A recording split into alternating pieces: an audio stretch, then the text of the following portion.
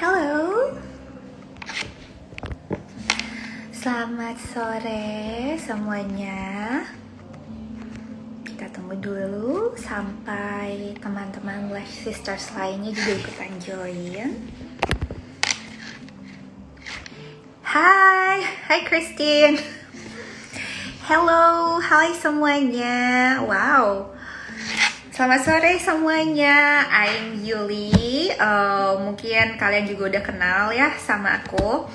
Hari ini kita akan discuss, me and Steffi ya, kita akan discuss menjawab pertanyaan dari lash artist yang baru mau membuka atau men-start bisnis mereka. Selamat sore semuanya. Thank you for joining me and Steffi di sore hari ini. Langsung ya, aku akan ajak Steffi ke sini sebentar. Anyway, semoga kalian semua sehat-sehat ya. Please do. Sebentar. Oke. Hello, selamat sore. Sebentar ya. I'm trying to add Steffi into the room. Sebentar, let me see. Okay, request send. Hai, selamat sore semuanya. It's nice to meet you all here again. Sebentar. Okay, so Steffi is here. Halo, Hi. Yul. Hello, how are you? Sehat-sehat ya? Gimana kabar, Yul? Masih di Bali ya? Baik. Semua teman-teman Lash Sisters di sini semuanya bisa kedengeran. Kita berdua punya suara aman? Aman-aman ya. Oke. Mungkin nggak perlu perkenalan lagi ya. Kalian juga udah you know me, you know Steffi lagi. Thank you so much for your time in joining us sesi IG Live hari ini bersama dengan Laver Live dan juga kita berdua. Hari ini kita mempunyai topik yang menurut kita ya sangat menarik karena sebenarnya menurut aku banyak lash artist itu hebat dalam pengerjaan teknisnya, skillsnya di Indonesia ini. Namun di kelas-kelas yang mereka sudah mengambil sebelum-sebelumnya gitu, Steph, tidak banyak yang memberitahu cara how the business works gitu. Jadi hari ini kita mau ngomongin dan mau sharing bersamaan juga dengan Lash Sisters yang hari ini nonton akan our tips and our ya dari setting up a successful lash business. Nah, aku di sini udah ngumpulin nih pertanyaan-pertanyaan yang relevan buat lash artist yang baru mau set up their business atau bahkan yang sudah set up your own business. Hopefully you can still learn from this session. Dan tentunya sesi hari ini kita buka ya buat sesama teman-teman lash artist di sini yang ikutan mau sharing pengalamannya mereka masing-masing. Of course, you know, this room is open for you guys also. Dan juga jangan lupa bahwa at the end of the session kita juga akan ada giveaway ya, Steph ya. Steffi sudah kan satu kuis yang akan memenangkan this product, this prize yang tentunya bisa dipakai buat diri sendiri banget ya, and very important for your lash growth also. Jadi pertanyaannya itu nanti akan relevan nih dengan apa yang akan di-sharing di sesi ini. Jadi you know, feel free to take notes as well. Karena nanti at the end of the session yang akan memenangkan the giveaway itu adalah orang yang bisa menjawab pertanyaannya yang paling tepat, cepat, ya kan, dan paling lengkap, paling complete gitu dari poinnya kan, ya. So yes, Steph, ini aku bacain pertanyaannya, Steph ya. Dari this question dari lash artist yang barusan mau start up her or his business gitu. Jadi pertanyaan pertama, faktor-faktor apa saja sih Ci yang menjadi penentu dalam keberhasilan sebuah bisnis slashing gitu. Jadi pertanyaannya faktor-faktor apa sajakah yang menjadi penentu dalam keberhasilan sebuah bisnis slashing? Mungkin Steffi di sini boleh mau sharing kah your take or your pendapat soal hal ini, Steph? Ya, ayo kita sharing sama-sama ya. Yang lain juga kalau ada masukan bisa langsung ketik aja gitu. Karena kita ini sesi curhat ya, Yul. Iya, Kalau benar. menurut Of course kalau misalnya teman-teman Live Sisters di sini ada yang mau join, free tuh type in the comment. faktor-faktor pendukung Ya. untuk Menurut kamu apa, Steph? Nanti Jadi kalau menurutku yang pertama-tama yang menduduki posisi paling atas itu adalah quality sih, Yul. Oke. Quality of work ya Steph ya. Quality of work karena kalau kita tahu juga kalau misalkan kerjaannya di tempat kita itu bagus, pasti kan klien akan puas. Ya. Nah, setelah klien puas, pasti ada kemungkinan mereka akan kembali. Jadi kita punya return klien. Nah, kalau klien kembali itu juga nanti akan terbuka pintu untuk kita punya bonus bahwa mereka akan merekomendasikan kita ke orang-orang lain. Gitu. Oke. Jadi klien A, klien B, satu klien aja mungkin bisa bawa 2 atau 3 teman seperti itu. Jadi kualitas itu penting. Jadi benar quality of work ya, karena di sini kita bekerja sebagai lash artist itu tentunya hasil akhir itu one of the more important points yang menjadi penentu apakah klien itu kembali atau enggak gitu ya. Oke. Terus apa lagi ya menurut kamu, Chef? Apalagi ya selain kualitas pastinya service. Juga selain itu after care service. Jadi service ini dimulai dari pertama kali klien datang. Itu how we greet them, and then how we have a little chit chat with them, and then how we have a consultation with them. During the treatment itu juga kita harus bisa how to handle the client during the treatment. After the treatment pun seperti itu, bagaimana kita menjelaskan perawatan-perawatan setelah untuk lash extension itu misalkan. Nah setelah itu juga ada aftercare service ini yang sebenarnya penting sih, dan nggak semua tempat punya ini. Gitu. Aftercare service itu menurutku termasuk di dalamnya complaint handling. Jadi iya. Itu aku juga setuju ya Steph ya, karena yang kamu barusan omongin ini service, kita di sini sebagai lash artist betul kita menjual the result itself, but more importantly I think masih banyak yang belum paham bahwa semua itu kita sebenarnya menjual service atau jasa ya, dan jasa itu dimulai ketika you make contact dengan si klien, ya kan? Jadi yang pertama seperti kayak cara kamu menerima klien dalam atau menjawab klien dalam menjelaskan tipe-tipe menu atau service yang ada. Terus mungkin pengingatan bahwa your appointment ini akan jatuh di tanggal sekian-sekian, dan juga menerima tamu, konsultasi sewaktu proses treatmentnya sendiri tentunya. Dan yang tadi kamu bilang itu aftercare service itu juga penting banget. Jadi tamu itu pengalaman untuk tamu atau experience untuk tamu itu bukanlah berhenti sewaktu mereka udah check out atau sewaktu mereka udah membayar and leave your door gitu. After the service pun nggak berhenti sampai di sana. Jadi after the service pun kita sebagai penjual jasa ya tentunya harus bisa memastikan bahwa treatment yang mereka sudah terima di hari tersebut itu mereka sudah betul-betul puas dengan semuanya. Dan biasanya kalau orang Indonesia culture-nya itu kalau mau biasanya kalau komplain di tempat atau menunjukkan ketidakpuasan di tempat itu mereka rata-rata sungkan.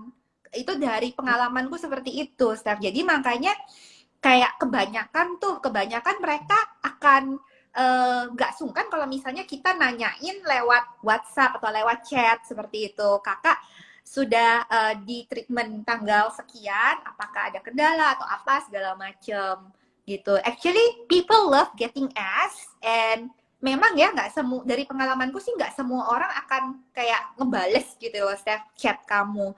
Cuma at least kalau misalnya dia nggak kebales pun dia tahu dan aware bahwa hey, you actually ask that question and you actually care gitu. Setidaknya itu that shows gitu.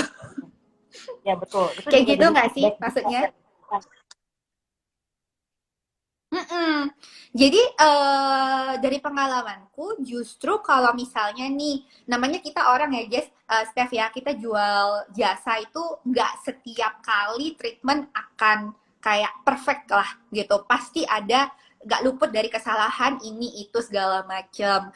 Jadi kalau misalnya mungkin di hari treatment tersebut nggak maksimal gitu hasilnya, atau for some reason nggak ya hasilnya tidak maksimal, setidaknya kita bisa memberikan chance untuk tamu memberikan feedback to redeem ourselves gitu nggak sih?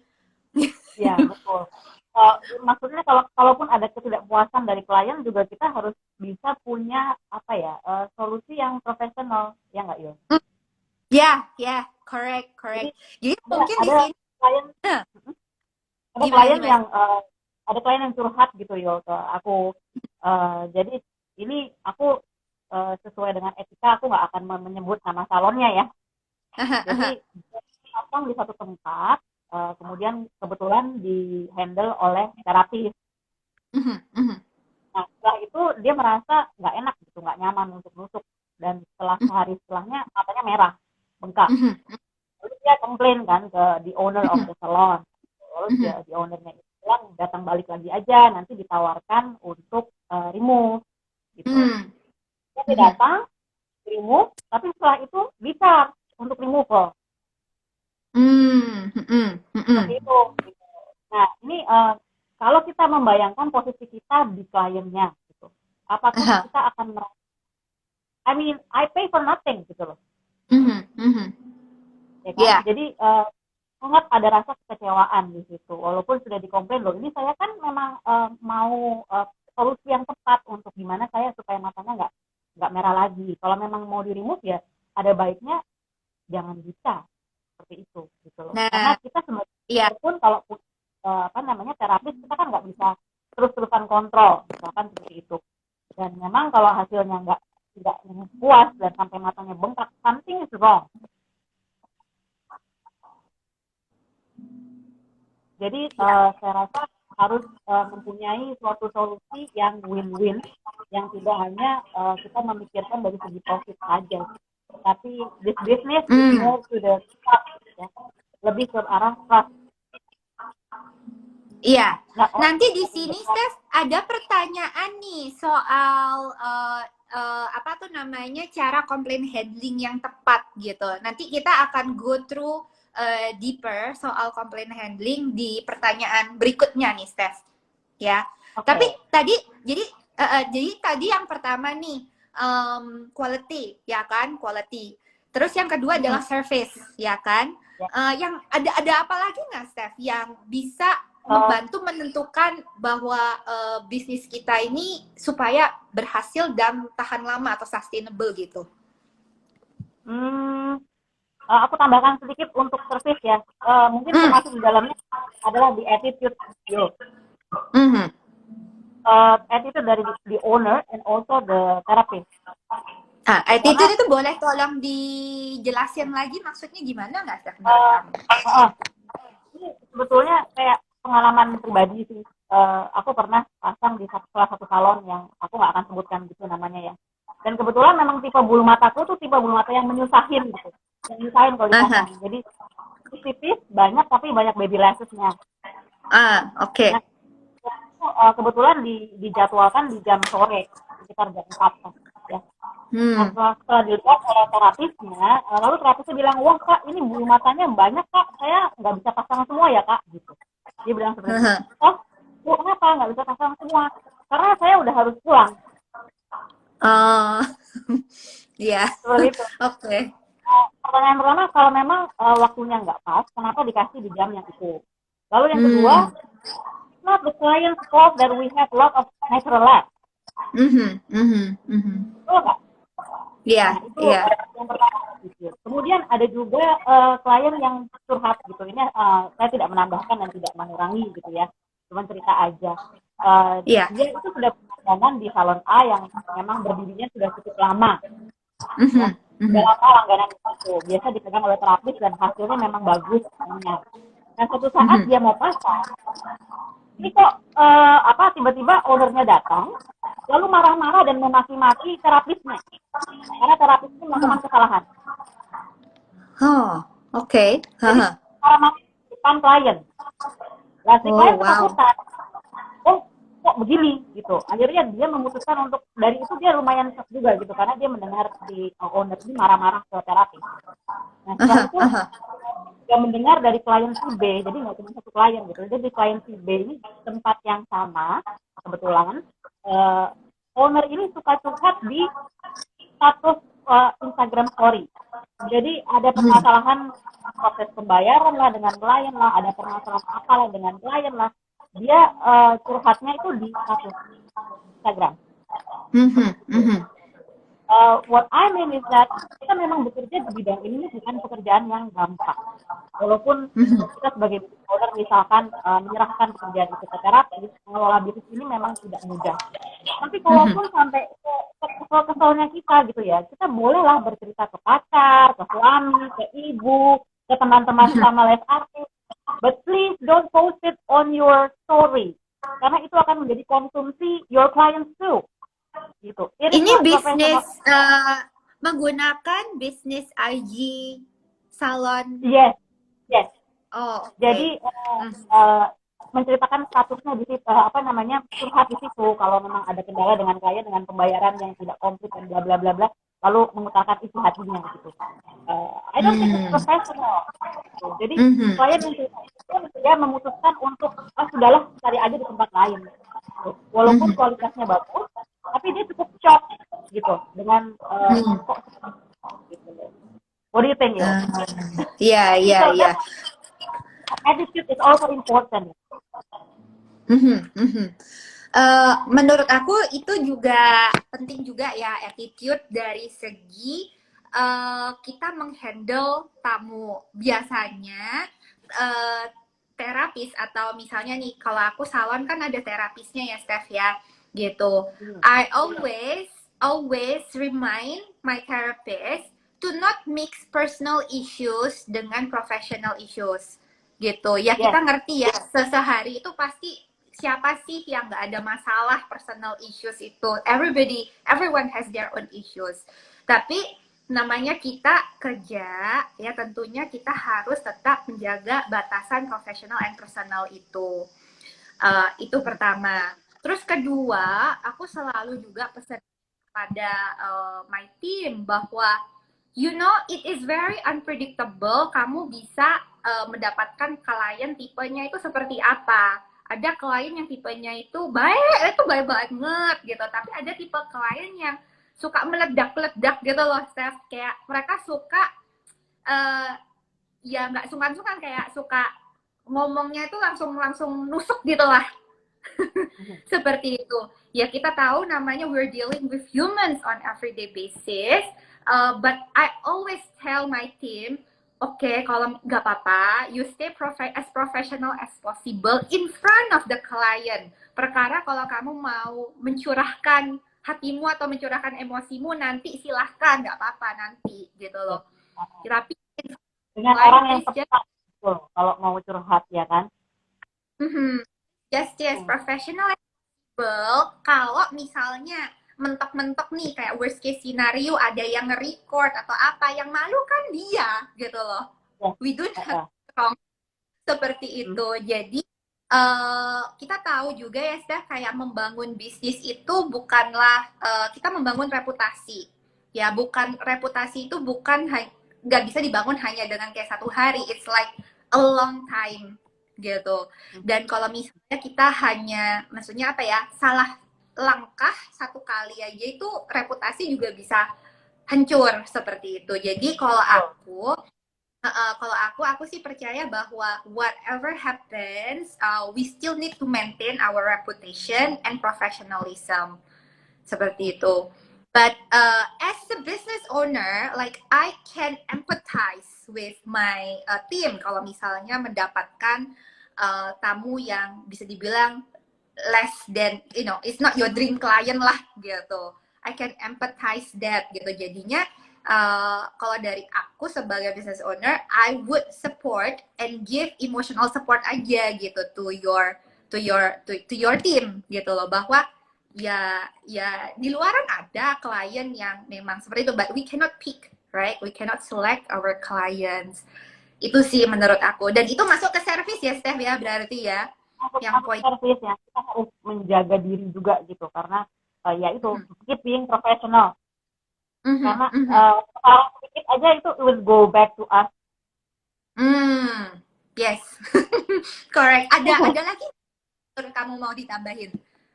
Mungkin pricing ya, Yo. Ya. So we have to, healthy and sustainable pricing. Jadi ya ini mungkin sedikit tips dan trik aja untuk bagaimana menentukan harga menu gitu ya. Yang pertama mungkin untuk mendapatkan harga yang sesuai, bisa menentukan dari target market masing-masing wilayah gitu. Tapi di setiap wilayah juga itu kembali lagi kepada si business owner-nya mau menentukan target marketnya di mana gitu loh. Mau yang menengah ke atas atau menengah ke bawah. Nah setelah itu produk. Jadi bluntly speaking ya, kalau mau menghasilkan kualitas yang bagus, pasti harus menggunakan produk yang bagus. Dan produk yang bagus itu harganya nggak murah dong, ya kan? Nggak mungkin ada produk bagus dengan harga yang murah-murah gitu. Nah, selain yang bisa kasat mata dilihat, modal yang kita membutuhkan juga education, knowledge. Dari kita training, dari kita update again and again, we have money for that. We need money for that. Gitu loh. Jadi itu harus jadi bahan pertimbangan. Kemudian yang ketiga, always respect yourself. Jadi being less active, buka bisnis seperti ini bukan hal yang, it's not an easy job. It's difficult. Kalau kita tahu cara pemasangan dengan proper techniques and proper procedures, we have to separate the naturalized one by one, the delicate ones, gitu ya. Itu, and we have to sit for hours. So this is so priceless. You are priceless. Jadi instead of saying, wah, saya kayaknya kemahalan ini harganya, saya harus turunkan harga deh. Just say that, bagaimana caranya saya bisa mengupgrade supaya saya bisa memberikan menu yang lebih berkualitas dan harga yang lebih tinggi. Seperti itu. Ya. Sama ini aku juga mau berbagi, Steph. Kita sebagai menjalankan lash business ini, pertama-tama you also need to ask yourself ya. Yang tadi ini berangkat dari kata-kata kamu that you need to respect yourself and the effort that you have put into this. Pertama kalian juga harus, menurut aku ya, yang mau terjun ke bidang lash business ini, you have to ask yourself, what are you in this for? Are you in this business buat cuma sampingan, atau you are in this to make a profit? Ya kan? Kalau you are in this to make a profit, ya artinya you have to treat your business as a legit business, gitu loh. Legit business itu menurut aku, ya kalau kita bergerak di bidang service, the amount of price that you set untuk harganya itu minimal buat service industry ya. Ini I'm talking about service industry. Itu harus 5 kali lipat dari HPP kalian to maintain your business selama mungkin dan sesehat mungkin. Ini menurut aku kayak masih banyak ya yang masih belum mengerti soal ini. Gitu. Jadi in other words, the minimum yaitu 5 kali lipat dari HPP kalian gitu. Itu sih menurut aku ya, Steph ya. But of course, if you want to charge more than that, ya itu nggak masalah sama sekali ya, bonusnya ya untuk for you to develop your business and to grow your business even better, ya kan gitu, untuk bonus-bonusnya ya tentunya when you want to increase your price. Nanti di sini ada pertanyaan lagi nih, kalau misalnya nanti we'll go through that. Tapi anyway, buat teman-teman nih yang barusan join, aku mau ingetin lagi bahwa at the end of the session kita bakal ada giveaway quiz giveaway for one winner. Dan nanti pertanyaan kuisnya itu akan dari Steffi, dan pertanyaannya itu akan berangkat dari hal-hal yang kita barusan sharing ya Steph ya intinya. Dan pemenangnya nanti akan langsung di-announce kali ini, and kita akan pilih satu pemenang yang bisa memberikan jawaban yang paling lengkap, cepat, dan tadi apa? Tepat. Iya. Ya. Oke, jadi aku coba summarize-in lagi ya, Steph ya. Dari pertanyaan faktor-faktor apa saja sih Ci yang menjadi penentu nih dalam keberhasilan sebuah bisnis? Aku coba summary-kan aja dari semua itu. Berarti pertama, we are in the business of eyelash extension, memberikan hasil, which is quality, kita sebutnya ya Steph ya, quality. And you need to understand that you are not just providing eyelash extension doang, you're providing experience. Artinya kalau experience itu langsung nyambung dengan service yang kalian berikan kepada si customer tersebut gitu. And then yang terakhir adalah untuk menjadi bisnis ya, menjadi bisnis yang sukses dan self-sustaining dan bisa berjangka panjang waktunya, you need to be able to respect yourself as a lash artist and as a business, dan bisa menaruh pricing yang sustainable gitu, yang ya kan, betul ya, seperti itu ya Steph ya. Masuk akal gitu kan. Correct. Nah, sekarang kita berangkat lagi nih Steph. Ada pertanyaan Steph, Ci, coba diceritakan dong pengalaman Cici gitu saat pertama kali membuka lash studio itu kayak seperti apa gitu. Coba Steph, mulai dari kamu dulu mungkin. Kalau aku membuka pertama kali pengalaman berarti aku tuh selesai kursus nggak langsung buka gitu yo. Jadi sehari pegang orang model. Jadi untuk ambil model sehari satu untuk lemesin tangan gitu. Nah kemudian setelah merasa sudah benar-benar oke, baru aku memberanikan diri untuk buka salon. Dan memang konsepku dari dulu itu adalah private studio. Tuh. Jadi masih bekerja, setelah aku handle sendiri. Seperti itu. Gitu. Ya. Iya, no problem sih.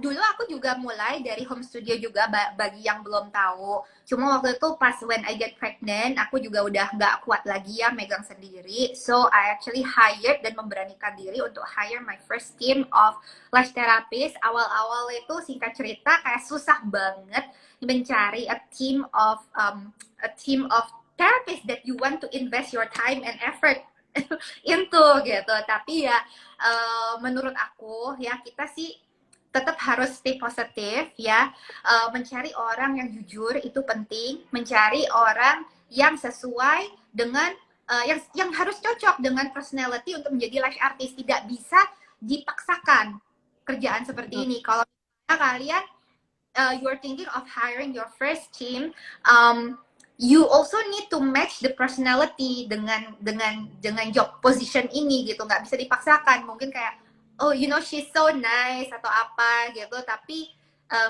sebenarnya mungkin dia tidak mampu untuk menjadi lash artist seperti itu. Menurut aku that would be a waste of each other's time. Seperti itu sih. Ya, ada pertanyaan sih dari muridku waktu itu, kalau ngomong merekrut tim gitu, terapis gitu ya, itu menurut kamu apakah lebih baik yang experience atau yang dari nol kita ajarkan dari awal? What do you think? Okay, that is a very interesting question. Kalau menurut aku dan dari sejarah aku ya Steph, I prefer to hire therapist yang dari nol. Pros and cons tentunya. Ya, karena apa? First of all, I I know the skill, I can pass down the skill to them. Itu pertama. Ya, dan dari pengalaman aku, kalau misalnya you find a therapist yang sudah ada pengalaman sebelumnya, dan tergantung juga ya personality dari terapisnya, itu nggak gampang buat mereka untuk mengikuti your style atau your SOP seperti itu. Karena we all know this is a work of habit, ya kan? Kayak dengan pengalaman, dengan kebiasaan, itu semua terbangun udah bertahun-tahun lah seperti itu. Jadi kalau kita mau mengubah sebuah habit, it's not easy. Kecuali memang you find a therapist yang bisa dengan mudah beradaptasi dengan SOP kamu. Seperti itu. Tapi from sifatnya juga ya. Correct, ya. Ya, emang from my experience dan statistik dari my hiring process, kebanyakan are from scratch, kebanyakan, majority of them. Seperti itu. Dan ada beberapa yang dari pengalaman aku sendiri, when I hire someone yang sudah mempunyai pengalaman di tempat lain sebelumnya, and mau diadaptasikan kepada cara kita bekerja, itu end up not staying long gitu loh, karena mungkin ya seperti itulah gitu. Jadi itu dari pengalaman aku sih. Ya, kita mulai. Ini ada pertanyaan lagi nih, Steph. Soalnya ada beberapa pertanyaan lagi ya. Ini ada yang nanya, Ki, boleh coba deskripsiin kayak proses konsultasi treatment yang baik dan benar nggak? Menurut kamu gimana, Steph? Karena ya we understand ya, kayak setiap klien itu pastinya mempunyai needs yang berbeda-beda. Kalau dari kamu gimana, Steph, untuk cara proses konsultasinya gitu? Ya benar. Jadi konsultasi itu penting banget sih, karena as we all know that satu model is not one fit all, ya kan? Ya. Dan klien itu datang pasti maunya kelihatan cantik dan cocok dengan mata dia. Tapi unfortunately most of tempat-tempat eyelash itu biasanya klien memilih kemudian tidur aja gitu, langsung dipasangin aja gitu loh. Nah kalau menurutku konsultasi itu tujuannya untuk menemukan the client expectation and also the reality. Dalam arti klien apa, kemudian apakah cocok dipasangkan dengan dia, dengan matanya, dan dengan kondisi bulu matanya. Seperti itu. Itu satu. Terus yang kedua, konsultasi juga penting untuk kita mengetahui the background of the client. Apakah dia ada alergi dengan lem, apakah dia dulu dipasang karena ada alergi dengan iPad, karena ada aja orang yang seperti itu. Terus apakah biasanya kalau saya pasti menanyakan, biasanya kalau pasang di tempat lain, apakah ada keluhan, matanya suka berair terus, atau seperti apa, kita juga penanganannya pasti akan berbeda. Penggunaan lemnya juga kita bisa lebih hati-hati, gitu, lebih dipilih lah. Nah, jadi itu pentingnya konsultasi, sekali lagi untuk menyatukan antara the client expectation and also the reality. Ya, jadi untuk saya cocok. Jadi nggak sekedar klien datang, memilih, lalu dipasangkan, ternyata kalau nggak cocok nanti akan berbeda. Apalagi kalau klien yang datang suka bawa foto gitu, saya maunya yang kayak gini nih gitu. Tapi ternyata nggak cocok gitu.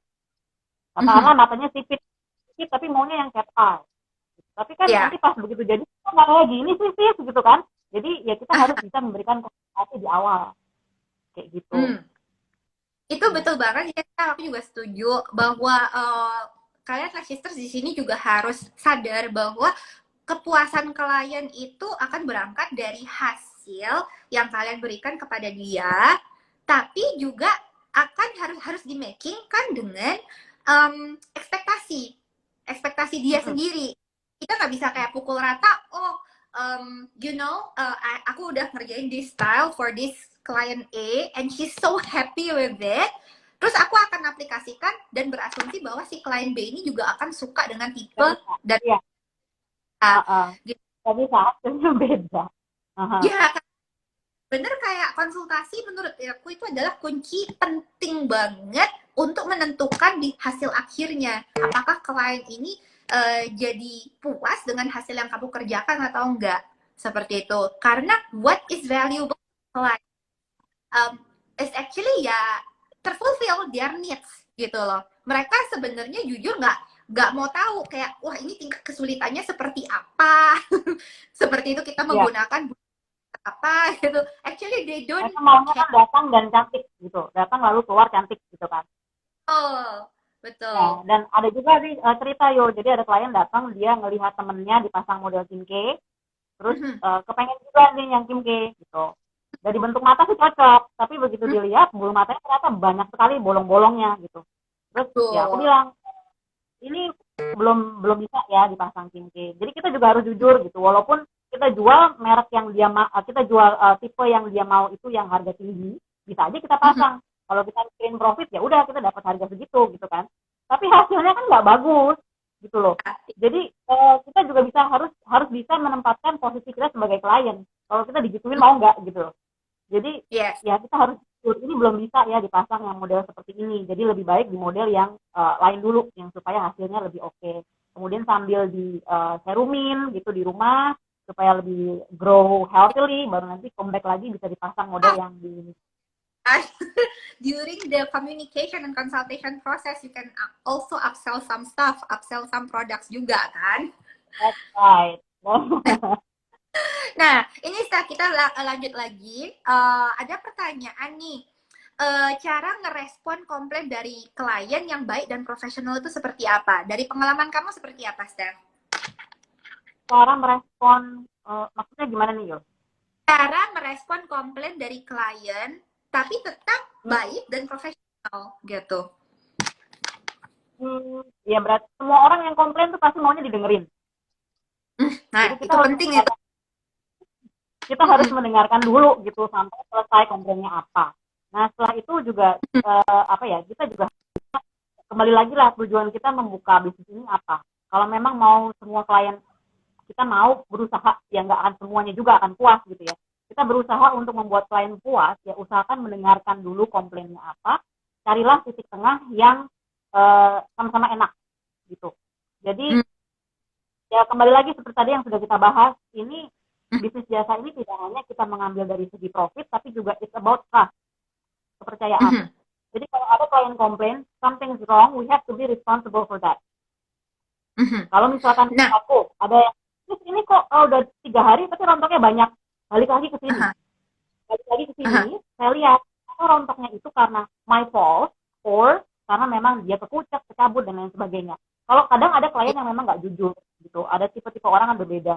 Ada yang begitu kita lihat, kita pasti tahu ya kalau itu bulu mata itu kecabut atau kekucek itu kan pasti akan meninggalkan trace di situ ya kita bisa lihat perbedaannya.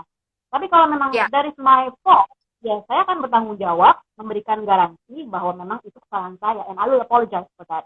Dan most of the client pasti akan menerima kok gitu Ya, apa namanya handling kita cara kita menghandling dengan yang enak seperti itu dan most of them coming back biasanya. ya. Ini juga apa namanya itu aku setuju banget ya Steph ya. Jadi when a person complains itu biasanya itu mereka mau didengerin. Artinya apa? From us sebagai service provider jangan get defensive. Don't defend Betul, ourselves first. betul. Ya, betul. Karena kalau misalnya ini kan saya ngomong kayak kondisinya seperti ini tapi you already accuse me of things and everything gitu. Seperti itu. Jadi kalau dari aku when a client complains to you, take it as it is better dia komplain dibandingkan dia diem-diem aja and talk behind your back. Seperti itu. Betul. Menurut Untuk klien-klien yang kembali komplain ke saya, biasanya saya akan berterima kasih. Jadi thank you ya udah bilang kalau memang ini apa namanya misalkan masalah dia banyaknya rontok di hari kedua atau ketiga. Thank you udah laporan ke saya. Jadi saya tahu produk yang saya gunakan pada saat itu kesalahan saya di mana, error yang harus saya perbaiki di mana gitu. Jadi itu jadi feedback yang sangat bagus sih untuk kedepannya supaya tidak seperti itu lagi. So don't take it personally yang langsung baper gitu maksudnya ini kayaknya kliennya deh yang salah gitu. Kayaknya makanya jangan dikucek seperti itu gitu. Jadi jangan bikin kapok deh. Kita kalau kayak gitu juga kan nggak sebagai klien juga nggak mau kan digituin ya Yul ya. Jadi ini part of service juga ya buat kalian biar knows that we are in this also for the service gitu. Jadi ada baiknya juga yang tadi aku bilang, survey your clients, kayak tanyain ke klien kalian kayak 3 hari ke depan, hey sis, atau kayak bagaimana your lashes today atau your brows today and etc. Kalau misalnya ada apa-apa, feel free to chat us, let us know how we can improve next time, seperti itu ya. Nah, ini ada lagi Steph pertanyaan. Kalau aku mau naikin harga treatment, baiknya itu seperti apa? Karena banyak sekali mungkin they first mulai di industri ini mungkin takut ya tak kasih harga tinggi-tinggi, jadi mereka kasih harganya agak low. Tapi sekarang mereka mau naikin nih harga. Is there like the right way, cara yang baik menurut kamu untuk menaikkan harga tersebut? Kalau aku biasanya menyarankan ke student dari awal pembukaan harga itu jangan terlalu rendah. Jadi langsung kasih harga yang masuk akal sesuai dengan modal yang dikeluarkan. Tapi kalau memang masih belum pede, kasihlah harga promo dulu gitu. Jadi nanti setelah kamu sudah pede, baru masuk ke harga normal. Jangan sering-sering naikin. Jadi sebulan ini naik, terus nanti naik lagi gitu. Nah ini kan lama-lama klien juga akan kapok. Tapi kalaupun mau naik, ya lebih baik kita jelaskan juga ke klien bahwa produk yang digunakan ini lebih premium misalkan. Kemudian tekniknya juga lebih diperbaharui gitu. Tapi dengan itu kita juga harus konsisten bahwa hasilnya lebih baik juga dari sebelumnya gitu. Itu sedikit Betul sih, aku juga setuju. Kalau misalnya you guys, ladies, misalnya mau menaikkan harga, menurut aku sih jangan takut. Tapi you also need to put in the effort to educate your clients akan kelebihan value apa nih yang kalian kepada klien kita dengan kenaikan harga tersebut. Dan tentunya sebelum menaikkan harga, it is just nice and for you to inform your clients dulu bahwa akan ada kenaikan harga di mulai tanggal sekian, seperti itu. Jadi jangan kagetin tamu lah istilahnya, seperti itu, karena kita pun sebagai customer juga kan nggak suka kayak langsung kayak ditembak gitu loh, Steph, langsung kayak hah kok harganya jadi segini gitu ya, seperti itu. So ya. Tapi aku percaya sih Yul, kalau misalkan klien loyal klien tuh biasanya mereka lebih mencari kualitas dibandingkan over the price. Jadi walaupun naiknya, kita juga menaikkan kan nggak langsung yang naik banyak gitu, pasti kan naik sedikit-sedikit. Nah biasanya loyal klien nggak masalah karena sudah tahu kualitas hasil terjamu gitu.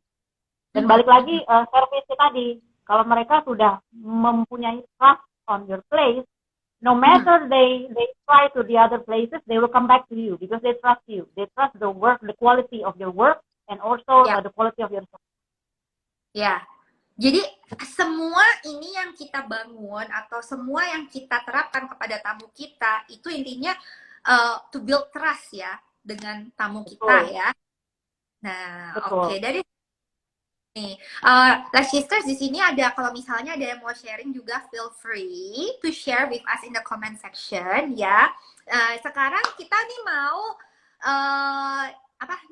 announce the giveaway quiz ya. Hopefully you are all still here with me, dan tadi kalian juga udah dengerin sharing session aku sama Steffi juga soal pertanyaan-pertanyaan yang tadi dilontarkan ke kita. Nah, jadi ini pertama Steffi akan mengumumkan kuisnya dulu. Setelah itu kalian di sini yang mau ikutan giveaway-nya boleh ketik jawabannya in one sentence, please, in one kalimat ya, satu kalimat, baru enter, baru press enter ya, jangan satu-satu gitu, seperti itu. Jadi in one kalimat, press enter. Kita akan memilih langsung satu pemenang di sini untuk memenangkan giveaway-nya, dan pemenang tersebut yang menang nanti yang akan memberikan jawaban yang paling tepat, lengkap, dan paling cepat lah istilahnya. Nah, Steph, please show what we are going to give away. Kayak produk apa nih yang kita akan give away kan, gitu. Biar peserta. Produk ini produk salah satu produk dari Loverlash yang sebetulnya belum di launching ya, yang akan segera di launching. Can't wait for that. Eyelash serum. Tuh ya. is the packaging and this is the serumnya. you. So, ya ini sebetulnya aku udah coba Jadi, beberapa hari dan lumayan cepat memperpanjang gitu. Jadi this is a must have sih kalau menurutku. okay. Dan di So, application very helpful karena dia lancip seperti ini, jadi makainya gampang. Biasa kalau aku pakai itu di atas sama di bawah, agak dinaikin sedikit terus gitu. Dan nggak lupa yang bawah juga pakai. Jadi ini sangat helpful sebenarnya karena during PPKM kan kita nggak bisa keluar rumah dan orang-orang yang belum bisa eyelash treatment pakai ini the best. Ya, jadi aku cuma mau sekedar kayak omongin sedikit soal this lash serum. Memang kita belum launching this lash serum, so but we will be having a giveaway for this lash serum. Jadi kalian buat yang minat tuh bisa cobain terlebih dahulu. But I would like to give you some product knowledge soal this lash serum. Jadi komposisi dari lash serum ini itu menggunakan peptides ya. These peptides bukan hanya satu peptides, kita menggunakan two types of peptides yang bisa memicu atau activate, stimulate the growth of the natural lashes. Kita juga mempunyai biotin ya. Biotin is actually juga untuk kesehatan bulu mata asli. Ginseng roots extract juga seperti itu. Jadi ya, and also kita juga ada program reseller juga for this lash serum, but I just want you all to actually feel the result by yourself dulu gitu loh, karena kayak dengerin aku ngomong kan kayak seperti itu. So you have to try and see it for yourself dulu hasilnya, karena aku sendiri juga udah cobain and I have really good words for this lash serum, but of course do give it a try on yourself. Seperti itu. Jadi giveaway untuk pemenang, satu orang pemenang di quiz giveaway hari ini akan mendapatkan this lash serum ya. So Steph, go ahead and ask the quiz. Oke, aduh aku yang gede-gedegan. Oke, so this is the question ya. Mention 3 factors, sebutkan 3 faktor yang menjadi pendukung untuk kemajuan atau kesuksesan bisnis eyelash extension. Jadi 3 faktor pendukung, 3 aja yang bisa menunjang kemajuan kesuksesan bisnis eyelash extension kita. Oke, go guys. Ketik yang enter aja. Satu jawaban, lengkap. Satu enter. Ketik yang lengkap baru press enter ya.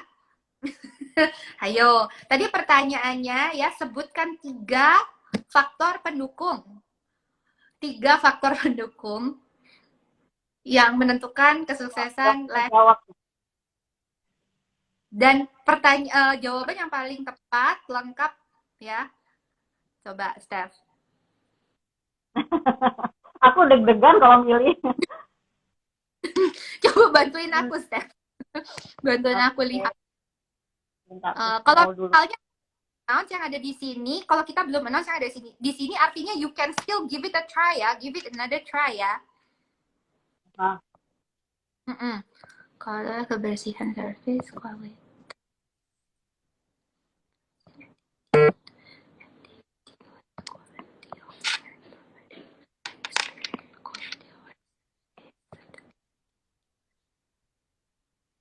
Wow, I think we got a winner, Steph.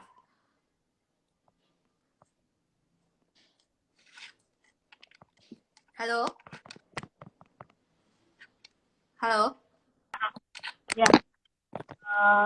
I think we got a winner.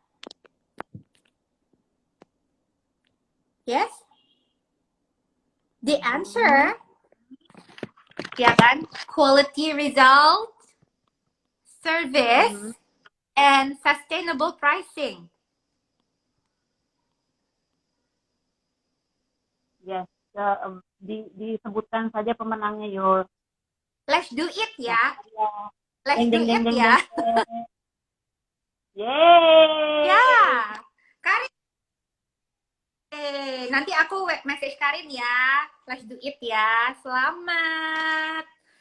Nah, tapi anyway, kalau misalnya kalian di sini yang masih belum menangin giveaway prize-nya, don't worry, karena soon nanti pantengin aja di IG-nya Laver Life, kita akan mengadakan program giveaway lagi for this pre-launch product. Seperti itu. Jadi pantengin aja, don't be sad, it's okay. Ya, congratulations again Karin of Let's Do It for winning the giveaway the prize. Nanti aku message kamu. Congrats, Karin. Terus di sini apa tuh namanya meskipun ya selama kita PPKM ini ya kita diem di rumah, but doesn't mean that we cannot get productive ya. Tentunya sebisa mungkin kita tetap harus stay positive dan juga stay as productive as possible. Kalau misalnya you are thinking of leveling up on your skills, feel free to check out Steffi punya online courses yang di offer, karena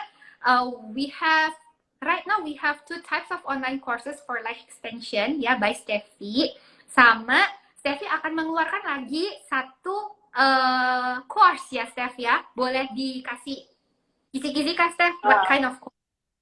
Ya, jadi course yang ketiga ini perihal seputar tentang how to different kind of techniques, how to make pomade fan, and also how to create a fan. Jadi tekniknya akan ada beberapa teknik yang akan disertakan beserta dengan video komplit. Jadi akan lebih banyak ke video nanti.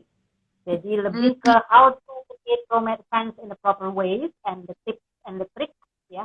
Kemudian how to make fans. Jadi bisa untuk pomade, bisa juga untuk on spot gitu. Ini cocok sih bagi para sisters yang masih ingin mengupgrade how to perfecting their fans seperti itu.